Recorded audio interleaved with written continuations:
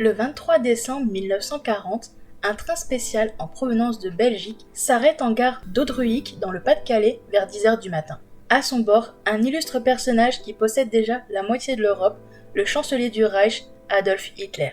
Il est venu passer Noël avec ses troupes postées le long de la Manche entre Calais et Abbeville. C'est une des rares fois où Hitler foulera le sol français. Et ce n'est pas par hasard que ce Noël 1940, il le passe en France. Avant d'aller plus loin, faisons d'abord un bref rappel du contexte historique.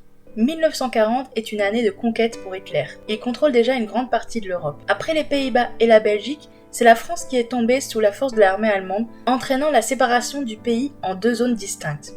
La zone libre, au sud, qui est dirigée par le régime de Vichy et le maréchal Pétain, et la zone occupée par les Allemands, qui est dans la partie nord du pays et sur la côte ouest. Alors que l'armistice est signé en juin avec la France, cela ne suffit pas à Hitler.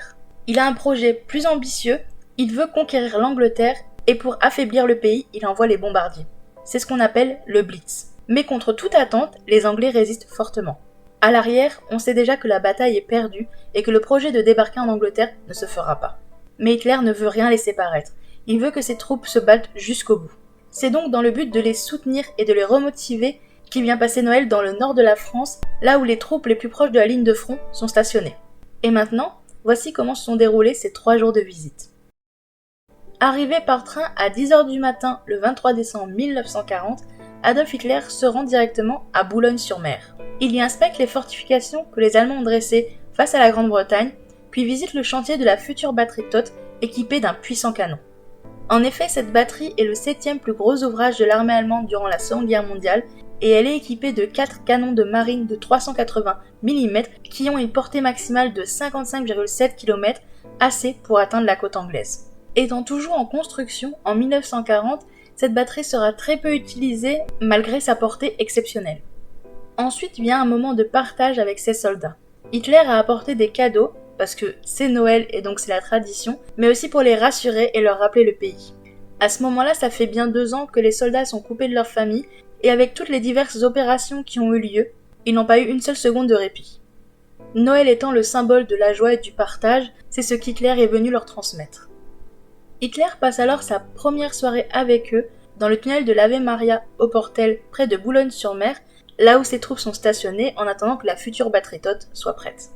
Ce tunnel ferroviaire, toujours en activité, permet aux trains de marchandises d'accéder directement au port de Boulogne-sur-Mer en évitant la gare de Boulogneville. Bien qu'il soit utilisé depuis 1929, en 1940, ce tunnel servait surtout d'abri pour les troupes et leur artillerie. Adolf Hitler se rend en voiture jusqu'à Dèvres pour rencontrer un escadron de pilotes de chasse sur la côte de la Manche. C'est alors qu'il est avec eux le soir du réveillon pour célébrer Noël. Cette nuit exceptionnelle se déroule dans un ancien bâtiment de la cimenterie La Dévroise, et bien que cette cimenterie soit toujours en activité, le bâtiment où tout cela s'est passé est aujourd'hui en ruine. Pour la sécurité du Führer, les habitants des rues voisines avaient été délogés par les Allemands quelques jours auparavant et l'entreprise avait été exceptionnellement arrêtée. Les alentours évacués, la population tenue à l'écart, tout cela a permis aux Allemands de profiter du réveillon. C'est la fin de la visite en France pour Adolf Hitler. Avant de partir, il rencontre près de Beauvais, pour une dernière fois, l'amiral François Darlan, émissaire du gouvernement de Vichy. En tant que porte-parole du régime, Darlan le rencontre afin de confirmer la pleine collaboration. En échange de la collaboration économique et militaire avec l'Allemagne, il espère obtenir une révision de l'armistice. En effet, le Blitz impacte aussi la France. Issu de la marine nationale, Darlan a peur que si le Royaume-Uni tombait sous le joug de l'Allemagne nazie, alors les mers soient totalement contrôlées par Hitler.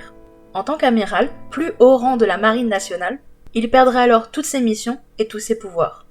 Cette entrevue est la dernière qu'Hitler a eue sur le sol français à ce moment-là.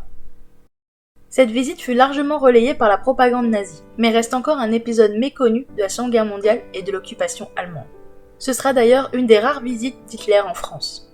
En 1941, le Troisième Reich subira ses premières erreurs et défaites militaires. Bien que les bombardements firent un total de 50 000 morts chez les civils, la bataille d'Angleterre s'arrêta puisque Adolf Hitler reconnut son échec et renonça à son projet d'invasion pour retourner ses armes contre l'Europe de l'Est et l'Union soviétique. On peut noter que Hitler ne reviendra brièvement en France que 4 ans plus tard, en juin 1944, quelques jours avant le débarquement allié en Normandie, juste avant de se replier à Berlin et de finir ses derniers jours dans le bunker de la chancellerie. Alors que les combats tournent en sa défaveur, la visite de Noël 1940 paraîtra désormais comme un souvenir du temps glorieux.